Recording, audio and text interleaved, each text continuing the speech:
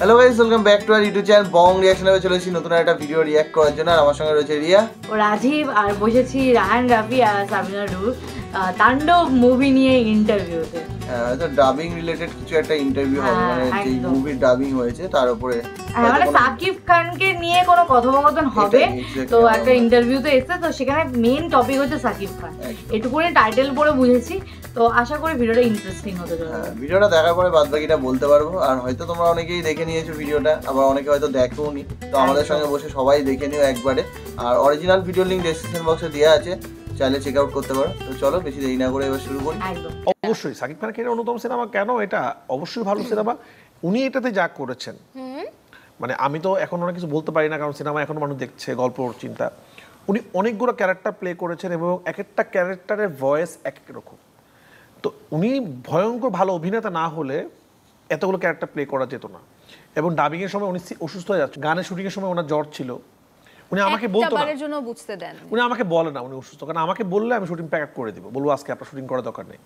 ওকে, এই যে বলছিলেন যে সাকিব খান বলেছে যে এটা জীবনের সেরা সিনেমা রায়হান রাফির ক্যারিয়ারে। এটা দর্শকরা সিনেমা হল থেকে বেরিয়ে কিন্তু বলছে যে আমি সাকিব ভাই যখন বললো, তো আমি ভাবলাম ভাইয়া মনে হয় সিনেমাটা তার ভালো লাগছে এই জন্য বলছে, কিন্তু ফেলতেও পাই না ভাইয়া কথা, কারণ ভাইয়া এত দিনের অভিজ্ঞ। তো যখন দর্শকও সেম কথা বললো, তখন আমি ভাইয়াকে বললাম ভাইয়া দর্শক আপনি যেটা বলছেন দর্শক সেটাই বলছে। তখন আমি আবারও প্রমাণিত হইলো সাকিব খান আসলে যা বলে বুঝে শুনে বলে। আসলে উনি আসলে ইন্টেন্স বুঝে শুনেই বলছে যে এটা আসলে আমার ক্যারিয়ার এখন পর্যন্ত। বাট সাকিব খান না থাকলে এটা বলতে পারি যে রায়হান রাফি এটা মেনে নিয়েছে যে ক্যারিয়ারে রায়হান রাফির যেমন সেরা সিনেমা, সফল সিনেমা, সাকিব খানের ক্যারিয়ারে অন্যতম একটা সিনেমা এটা। অবশ্যই সাকিব খানের ক্যারিয়ারে অন্যতম সিনেমা, কেন এটা অবশ্যই ভালো সিনেমা। উনি এটাতে যা করেছেন, মানে আমি তো এখন অনেক কিছু বলতে পারি না, কারণ সিনেমা এখন মানুষ দেখছে, গল্প চিন্তা। উনি অনেকগুলো ক্যারেক্টার প্লে করেছেন এবং এক একটা ক্যারেক্টারের ভয়েস এক এক রকম। তো উনি ভয়ঙ্কর ভালো অভিনেতা না হলে এতগুলো ক্যারেক্টার প্লে করা যেত না।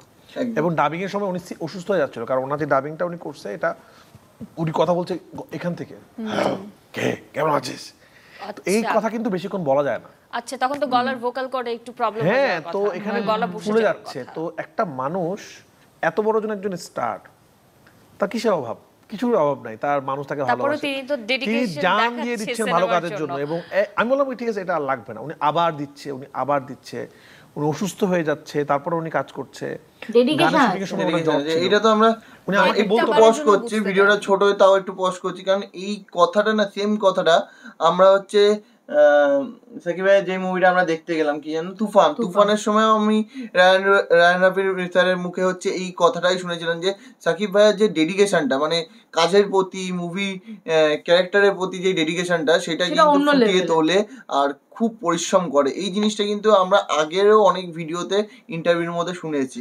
একদম আমাকে বলে না উনি অসুস্থ, কারণ আমাকে বলে উনি অসুস্থ হয়ে যাচ্ছে, তারপরে উনি কাজ করছে। গানের শুটিং এর সময় ওনার জ্বর ছিল। উনি আমাকে বলতো না, উনি আমাকে বলে না উনি অসুস্থ, কারণ আমাকে বললে আমি শুটিং প্যাক আপ করে দিব, বলবো আজকে আপনার শুটিং করার দরকার নেই। উনি বলেছিল এই কথা, মানে এরকম টাইপের প্রশংসা। উনি শুটিং এর পরে আমাকে ফ্লাইটে বলতেছে আমি কিন্তু অনেক অসুস্থ ছিলাম, বা তোকে বলি নাই, কারণ তুই বলতি যে আজকে শুটিং করবো না।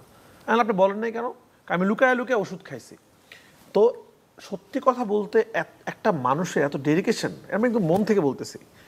উনি যে এত বড়, ওনার যে কোনো প্রতিদ্বন্দ্বী নাই, ওনাকে যে সবাই এক নাম্বার বলা হয়, এটা নিজে উনি ক্রিয়েট করছে। আসলে ওনার মতো প্যাশনেট অভিনেতা আমি আমার লাইফে দেখিনি। সিনেমার প্রতি ওনার ভালোবাসা বা ডেডিকেশন আছে বলে আজকে দেশের মানে শীর্ষ নায়ক। রাত 4টা বাজে শুটিং শেষ হয়েছে, পরের দিন সকাল 7টায় চলে আসতেছে সেটে। আমরা কি করছি? আমরা শুট করছি। আমার কাজ হলো স্বপ্ন দেখা, যে আমি ভাবছি এমন কিছু একটা হবে। এটা তো আমি তো অ্যাকশন করতে পারি না, অ্যাকশন তো কাউকে করতে হয়েছে। সেই যে অ্যাকশন করে, মানে যে ফাইট ডিরেক্টর ছিল, সে অবাক হয়ে গেছে যে তোমাদের দেশে হিরো এত ভালো ফাইট পারে। তো উনি আসলে, আমি ওনাকে সবসময় বলি যে আপনি আল্লাহর প্রদত্ত, আপনি জিনিয়াস। এটা আসলে আপনার মধ্যে একটা ম্যাজিক আছে, সেই ম্যাজিকটা ঘটে যায়। এটা আসলে নর্মাল মানুষের পক্ষে এটা সম্ভব না। একটা মানুষ ভালো অভিনয় করতে পারে, নাচতেও পারে, সব থেকে ভালো ফাইটও পারে, দেখতেও সুন্দর, এত কিছু হলে তো সবই আছে, আল্লাহ দিচ্ছে, আল্লাহ ঢেলে দিচ্ছে আর কি। তো আমি চাই, আল্লাহর কাছে দোয়া করি, আল্লাহ ওনাকে অনেক দিন হায়াত দারাজ করুক এবং সুস্থ রাখুক।